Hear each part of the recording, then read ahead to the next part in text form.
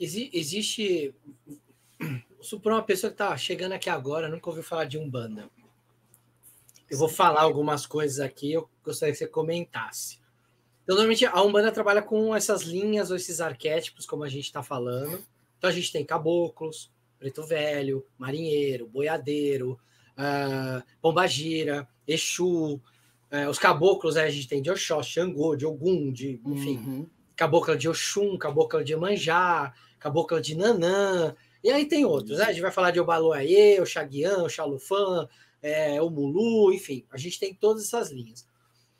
Existe uma crença de que são pessoas que morreram e que começam a trabalhar nessas linhas, né? Em alguns lugares, quando você fala um caboclo de Oxóssi, que se apresenta como um índio, em alguns lugares dizem, não, é um índio mesmo, é um índio que veio aqui, é um indígena, desculpa, né? Sim. Um indígena que veio aqui trabalhar. Um preto velho é um preto velho, é alguém que foi escravizado. Em outras linhas se fala, não necessariamente. Pode ser alguém que era um médico que desencarnou, que por ter uma afinidade com esse tipo de linha de trabalho, falou, gostaria de trabalhar na linha de preto velho.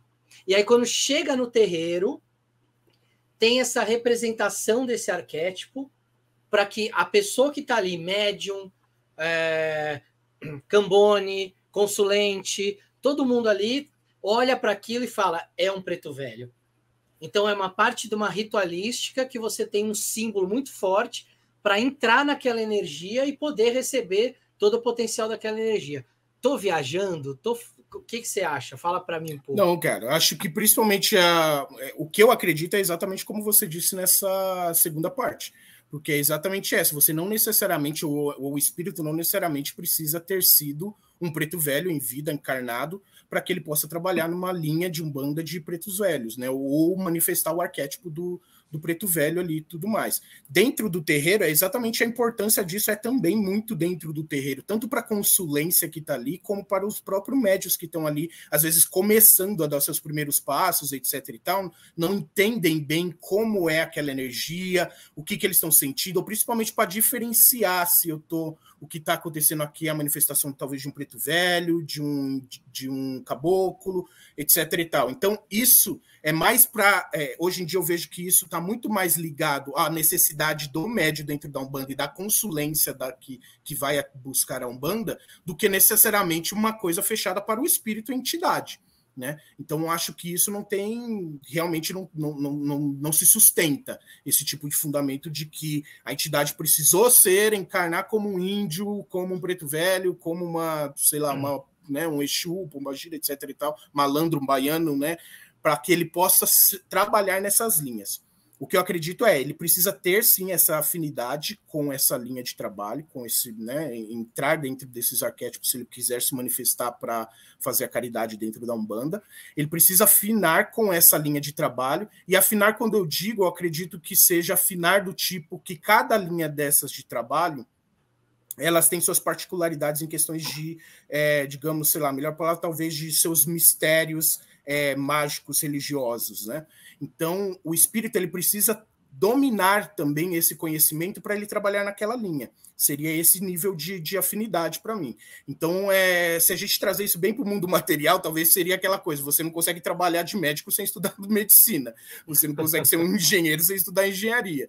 A mesma coisa eu imagino lá, não necessariamente você pode, da mesma forma que a gente às vezes diz aqui também, a gente, por exemplo, eu mesmo tenho algumas faculdades que eu fiz que eu sequer trabalhei em qualquer momento com elas, mas do tipo, o conhecimento está ali, se eu precisasse exercê-las de alguma forma. Então, eu imagino que funciona da mesma forma com as entidades. Então, tendo ela o conhecimento, tendo ela a aptidão para tal, ela pode sim se manifestar, ela se afiniza facilmente com aquele, né, o arquétipo e linha de trabalho, e pode então se manifestar e trabalhar dentro de uma casa de Umbanda, como ela desejar, tranquilamente. Mesmo nunca ter sido encarnado, né, um preto velho ou caboclo. Boa. E aí, seguindo o que o Léo tá falando, né? Alguém que cai de paraquedas num terreiro. Ah, vamos lá, amigo, vamos lá, amiga, vamos ali naquele negócio que eu tô indo, é super legal. Aí a pessoa chega lá e se depara com algumas possíveis coisas. A gente citou aí, daqui a pouco Então, vamos tentar organizar quais são as principais linhas de trabalho e como que, arquetipicamente, então, elas se comportam. O que tem de mais clássico que uma pessoa vai encontrar? Tá. O mais clássico, acho que, bom, todo mundo que já foi numa casa de umbanda ou que ainda não foi, vai encontrar de coisa mais clássica, são sempre as linhas de caboclo, preto velho e crianças. A princípio, isso vai estar em todas as casas de umbanda, vai ser a tríade da umbanda, esses arquétipos, essas linhas de trabalho, né?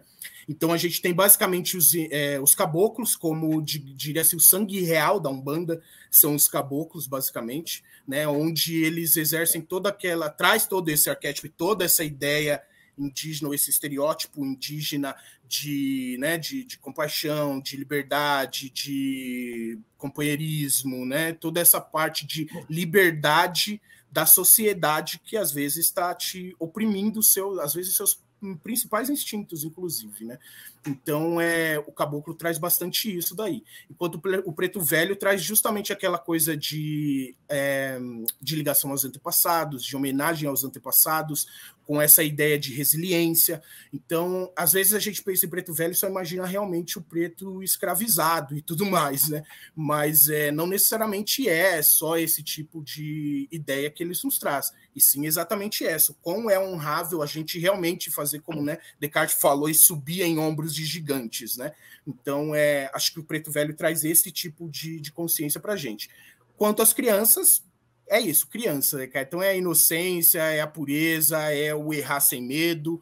Então traz toda essa ideia, porque basicamente faz a tríade do que geralmente a gente precisa na nossa sociedade. As pessoas correm para dentro de um terreiro de umbanda, geralmente elas estão com algum problema voltado nessa situação. Né? Então, hoje em dia, principalmente, ou estressada demais, hoje em dia está no burnout da coisa, está estressada demais, está depressiva, tudo isso, né? Então, essa tríade já vem exatamente a tríade da Umbanda para trabalhar em cima dessas coisas de forma perfeita. E aí, claro, você tem o lado esquerdo da Umbanda, diríamos, né? Que é possível de se encontrar na maioria dos lugares, mas existem alguns terreiros, algumas Umbandas que não trabalham abertamente com a esquerda, que seria o Exu, Pombagira, né? Exu Mirim, Pombagira Mirim. Então vai muito de casa em casa. Os 3 primeiros que eu falei, provavelmente você vai encontrar em qualquer casa de Umbanda.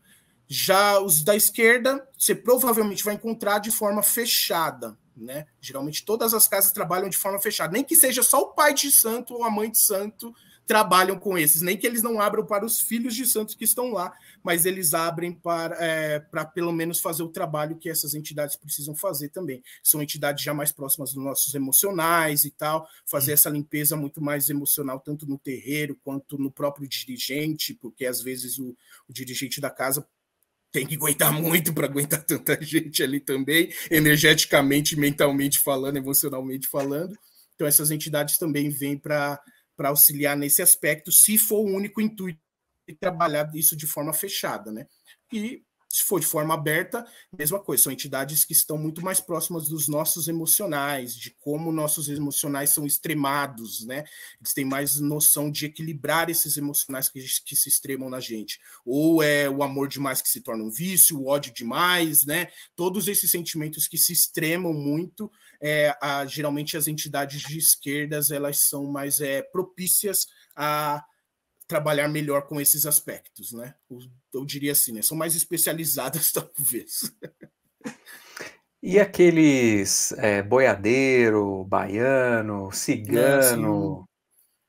Todas essas linhas depois, né, que a gente tem, boiadeiro, baiano, cigano, né, marinheiro, malandro, muitas dessas linhas de trabalhos, eles vinham antes, inclusive, como Exu, né, vinham em linhas de Exu, muitas vezes, malandros, por exemplo, se manifestavam muito ali, uma grande maioria de pessoas já viam aí Zé Pilintra, por exemplo, se manifestando em linha de Exu, em gira de esquerda, etc. e tal, como vários dos baianos, né?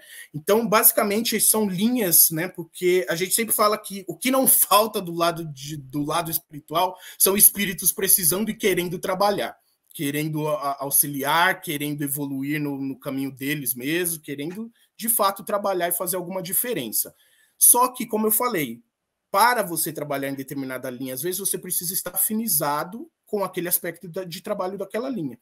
Só que às vezes a sua especialidade é muito além. Às vezes você não quer ser o médico clínico geral, você é especializado em neurocirurgia, cara. Você precisa ter um setor só de neurocirurgia, sabe? Então, funciona da mesma forma. Até que, então, essas linhas vão abrindo uma linha própria, né? Uma energia própria, para que elas possam trabalhar e se manifestar e trabalhar uma energia especificamente delas ali, né? Com a irradiação de um orixá específico para cada uma delas, por exemplo, né? O boiadeiro ali com Yansan, etc. e tal. Então, eles vão sempre abrir a oportunidade, se existir a oportunidade dentro da casa, dentro do terreiro, perante o dirigente, de abrir para essas linhas trabalharem. Mas até hoje você vê casa de Umbanda que, cara, até hoje não tem, por exemplo, linha de malandro. Até hoje os malandros trabalham como Exus. Até hoje baiano vem em linha de Exu. Então porque é basicamente baiano tudo que não vindo em linha de Exu. Exatamente, cara. Por incrível que pareça, você vê baianos vindo em gira de Exu. Porque geralmente o que eles fazem? Eles pegam a tríade que eu falei, a tríade sagrada, né? Sagrada Trindade, toda correlação é factível mesmo. É o que eles fazem? Pega essa trindade, tudo que está fora dessa trindade é esquerda, cara. É Exu, é Pombagira, é alguma coisa dentro dessa área da esquerda. Justamente por, às vezes, essa falta de conhecimento, falta de abertura a entender melhor a entidade, a deixar a entidade falar mais, inclusive, se manifestar melhor, etc. e tal, para entender a linha que aquela entidade está trabalhando, na verdade. Então, ela acaba sendo excluída dentro já de uma exclusão, né? Porque ela já está dentro de um setor excluído da maioria dos lugares, que é a linha de esquerda, e dentro da linha de esquerda ela ainda está meio que excluída ali dentro, que é do tipo, pô, né? Eu sou um Zé Pilintra, pô, poderia estar vindo uma linha de malandro, uma gira especificamente minha, mas ter que vir numa gira de Exu. Então, isso acontece bastante, cara, sabe? Joga todo mundo ali. O que acontece bastante também hoje em dia, só um adendo, por exemplo, hoje em dia a gente tem em vários lugares linha do Oriente, né?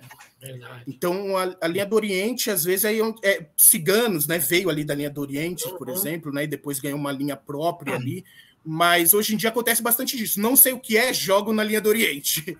Então, não sei o que é a linha do Oriente. Trabalho com a linha do Oriente, vem tudo, né? Aí vem, sei lá, aí onde o pessoal ainda não entendeu, de repente, a linha que está vindo ali, vem na linha do Oriente, vem com essa desculpa.